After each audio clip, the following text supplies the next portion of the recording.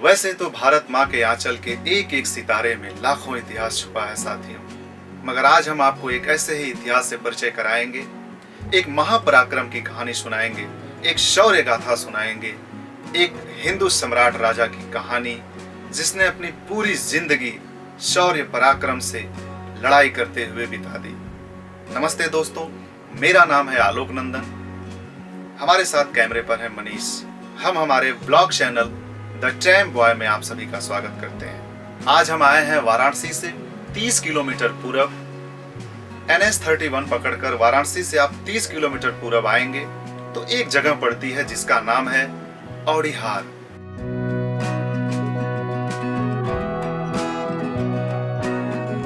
औड़िहार का नाम आप आते जाते या पूर्वांचल में आप निवास करते हैं तो जरूर सुने होंगे। यहाँ एक रेलवे स्टेशन है जो कि जंक्शन स्टेशन है। यहाँ एक बस स्टेशन है जो कि NH-31 पर है और NH-31 से मात्र 5 से 800 मीटर की दूरी पर दक्षिण दिशा में जाने पर पतित पावनी माँ गंगा बहती है। दोस्तों, अपने आप में एक विशेष, एक महान इतिहास रखने वाला ये औड़िहार की क्या गाथा है मैं आपको बताना चाहता हूँ। दोस्तों, औड़िहार का इतिहास आज से लगभग 1800 साल पहले तक जुड़ा हुआ मिलता है। आपको जानकर हैरानी होगी, आपको जानकर आश्चर्य होगा कि जिस जिले, जिस कस्बे या जिस स्टेशन से आप होकर गुजरते हैं उस स्टेशन का क्या इतिहास रहा है। साथियों, बात है सन 200, 300, 400 ईस्वी की, जब पूरे भारतवर्ष में गुप्त शासन हुआ करता था। क्रमशः कुमारगुप्त प्रथम, कुमारगुप्त द्वितीय, विक्रमादित्य, स्कंदगुप्त, वैष्णवगुप्त जैसे पराक्रमी राजा हुआ करते थे। उसी समय साथियों बहुत ही बर्बर, बहुत ही निर्दयी और बहुत ही दानव प्रवृत्ति की एक प्रजाति हुड़ भारत पर आक्रमण करती है। हुड़ क्रमशः यूरोप, इटली, जर्मनी, फ्रांस, रूस, आज जो यूक्रेन है, यूक्रेन, तमाम देशों को पराजित करते हुए, तत्कालीन समय में पराजित करते हुए, अफगानिस्तान को नेस्तो नाबूद करते हुए भारत पे आक्रमण करते हैं। हुड़ एक प्रकार के प्रजाति थी, एक प्रकार के लोग थे जो काफी दानव प्रवृत्ति के थे। भारत पर आक्रमण करते हैं। उस समय कुमारगुप्त यहाँ के शासक थे। कुमारगुप्त अपने शौर्य पराक्रम से हुड़ों का सामना करते हैं और लड़ते लड़ते बहुत लगभग 10-20 साल ये लड़ाई चलती रहती है। आए दिन आक्रमण हुड़ करते रहते थे, लेकिन पराक्रमी राजा सिर्फ अपने लोगों की रक्षा करना और हुड़ों को मार भगाना अपना परम कर्तव्य समझते थे। दोस्तों, जब कुमारगुप्त प्रथम के पुत्र स्कंदगुप्त ने शासन काल संभाला तब हुड़ों का अत्याचार एकदम चरम पर था। हुड़ जनता के बीच जाते थे, बच्चों को पहले मार देते थे, महिलाओं की अस्मत लूट लेते थे, अपना डर इतना ज्यादा पैदा करते थे जितना उनसे हो सकता था और उनका मानना था कि बच्चों को पहले मार दिया जाए ताकि कोई सेना न तैयार हो और हम गुप्त शासन को जल्द से जल्द खत्म कर सकें और अपना राज स्थापित कर सकें भारतवर्ष में। तत्कालीन राजा स्कंदगुप्त ने बहुत ही शौर्य से, पराक्रम से और बहुत ही बुद्धि से योजना बनाई और हुड़ों को पराजित करने के लिए गोमती, गंगा और गांगी नदी के बीच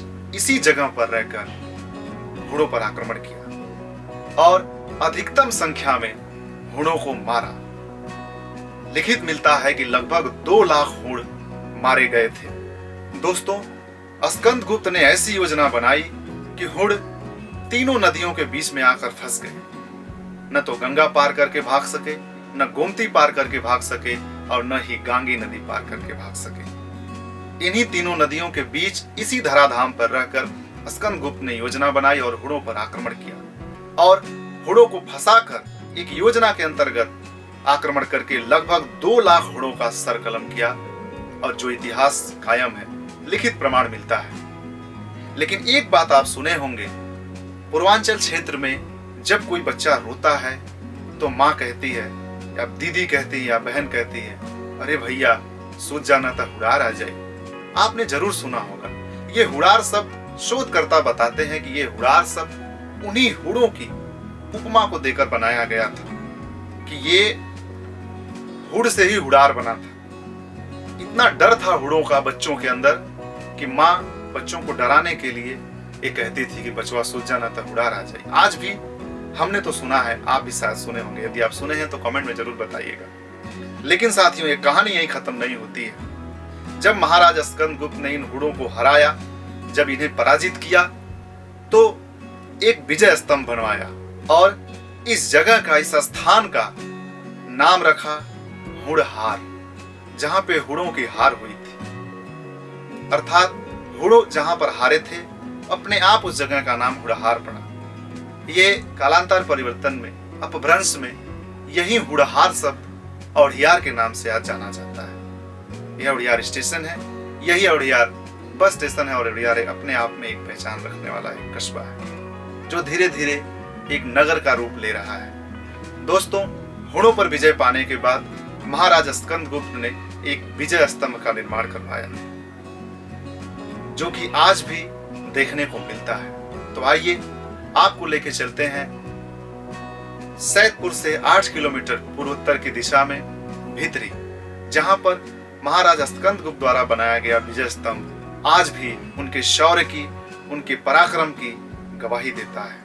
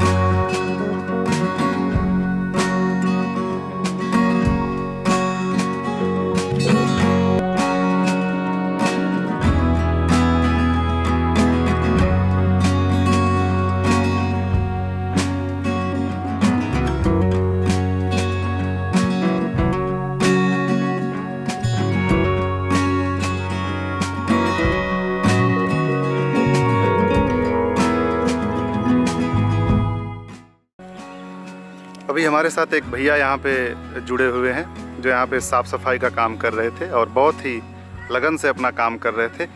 हम लोगों ने इनसे कुछ सवाल किया, तो आइए आप सभी रूबरू कराते हैं और देखते हैं कि भैया यहाँ के बारे में कुछ क्या बताते हैं। सबसे पहले भैया आपका नाम जानना चाहेंगे? हमारा नाम है राजकमल मधुकर। राजकमल मधुकर, बहुत बहुत धन्यवाद भैया। वो जो स्तंभ है, स्तंभ के ऊपर कुछ उसका भाग टूटा हुआ है जैसा कि हम देख पा रहे हैं। उस भाग के ऊपर पहले क्या था, क्या आप बता सकते हैं? वो स्तंभ जो है स्कंदगुप्त सम्राट का बनाया हुआ था। जी जी। उसके ऊपर 3 मुंह का शेर था।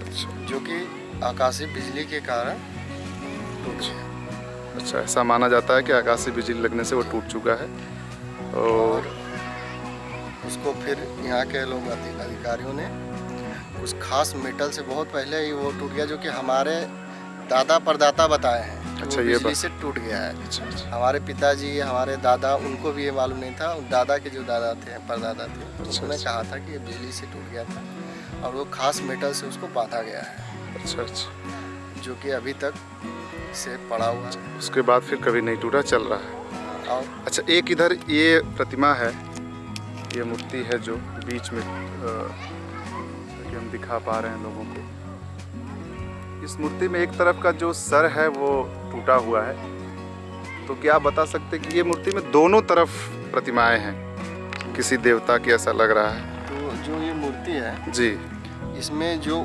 पश्चिम दिशा के मुख किए हुए हैं जी, वो विष्णु जी की मूर्ति है। जी। और जो पूर्व दिशा के मुख है जी, वो गरुड़ देवता की मूर्ति है। गरुड़ देवता की मूर्ति है। ये एक मुख तो टूट चुका है, आप ये कैसे जाने कि ये विष्णु जी की ही मूर्ति है? जो यहाँ के शोधकर्ता और जो यहाँ के खुदाई किए थे BHU से जी, उन्होंने बताया था जी, कि एक तरफ गरुड़ जी की है और एक तरफ विष्णु जी की मूर्ति है। जी जी। साफ सफाई का काम आप क्या डेली करते हैं या? नहीं, यहाँ तो हमारा काम डेली है। आपका काम डेली? जी, सुबह लगभग 9 बजे से 6 बजे तक की ड्यूटी है। अच्छा अच्छा, चलिए अभी फ़िलहाल आप अपने काम पे देख के बहुत अच्छा लगा, बहुत खुशी की बात है। उधर एक पार्क बना हुआ है, जैसा कि हमने दिखाया अपने दर्शकों को। वो पार्क क्या इसी ऐतिहासिक अवशेष का हिस्सा है या फिर वो अलग से बनाया गया है? नहीं नहीं, वो यूपी गवर्नमेंट सुंदरीकरण के से बना हुआ पार्क है। अच्छा, यूपी गवर्नमेंट की तरफ से वो सुंदरीकरण किया गया है, वो पार्क अलग से बनाया गया है बाद में। यानी ये अवशेष ही जो है आप देख रहे हैं, यही अवशेष जो है अभी तक महाराज स्कंदगुप्त के समय के हैं। 456 ईस्वी, जैसा कि हाँ हमने अपने दर्शकों को बताया। और ये लगभग आज से 1800 साल पहले, लगभग 1700-1800 साल पहले, 3री शताब्दी 4थी शताब्दी में ही गुप्त काल चल रहा था। बहुत बहुत धन्यवाद भैया, आपसे मिलकर बहुत अच्छा लगा। अपना नाम एक बार फिर हमारे दर्शकों को।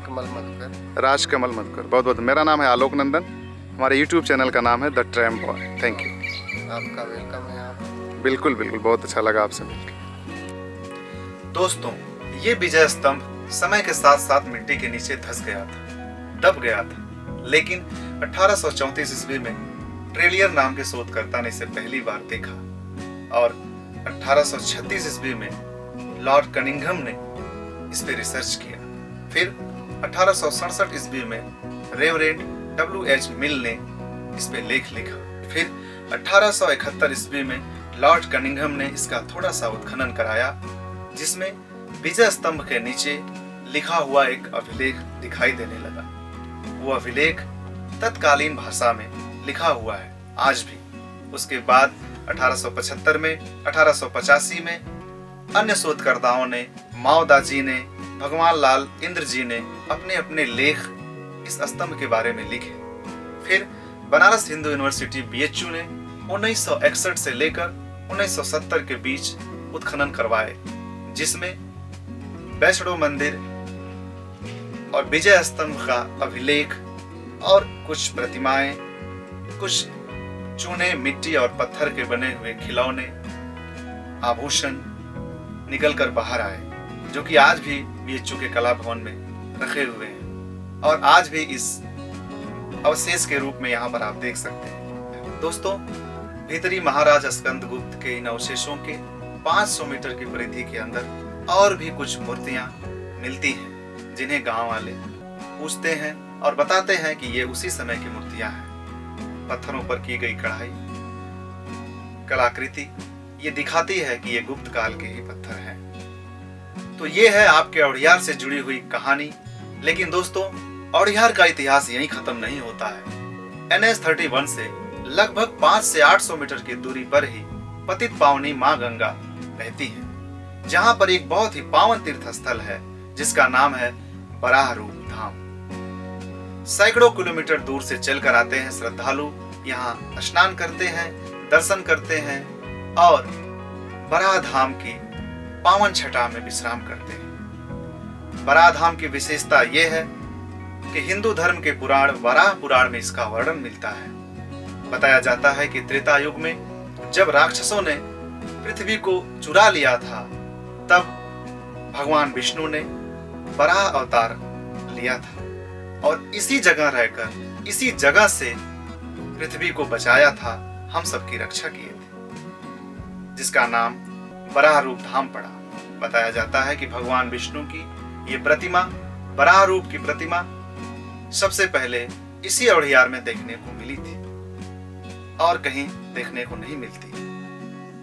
दोस्तों, वराह धाम के आधुनिक वर्णन में एक चीज आपको बताना चाहूंगा दिखा तो नहीं पाऊंगा क्योंकि अभी बाढ़ आई हुई है, गंगा माता पूरी उफान पर हैं, सारे घाट डूबे हुए हैं। लेकिन बताते हुए ये हर्ष है कि इसी अवड़ियार के रहने वाले गुरु नंदलाल पाठक और गुरु जनार्दन पाठक जी की पहल पर बिड़ला समूह के चेयरमैन कुमार मंगलम जी और उनकी माता राजश्री बिड़ला जी 2014 नवंबर में सुंदर आदित्य घाट बराह घाट का निर्माण यहाँ कराए हैं, जिससे जन समूह को तीर्थ करने वाले श्रद्धालुओं को काफी सहायता प्रदान होती है। बता दें कि गुरु नंदलाल पाठक जी बिड़ला समूह के चेयरमैन और उनकी माता जी के आध्यात्मिक गुरु के रूप में जाने जाते हैं। दोस्तों, आज का हमारा एपिसोड आपको कैसा लगा और अवड़ियार का इतिहास जानकर आपको कैसा लगा, हमें कमेंट करके जरूर बताएं। और यदि आपके गांव जिले के पास कोई ऐतिहासिक स्थल है जिस पे आप चाहते हैं कि हम आए, विजिट करें और वीडियो बनाएं और जनमानस तक पहुंचाएं, तो आप कमेंट करके बताएं, हम जरूर विचार करेंगे और आएंगे, बनाएंगे वीडियो। छोटी मोटी गलतियों को अवॉइड करिएगा, शेयर सब्सक्राइब लाइक करिएगा ताकि हम और अच्छे वीडियो बना सकें और जल्दी से जल्दी एक ड्रोन कैमरा ले सकें और आपको टॉप व्यूज यानी ऊपर के एंगल से वीडियो दिखा सकें। बहुत बहुत धन्यवाद। मेरा नाम है आलोक नंदन, यह है हमारा YouTube channel the tramp boy.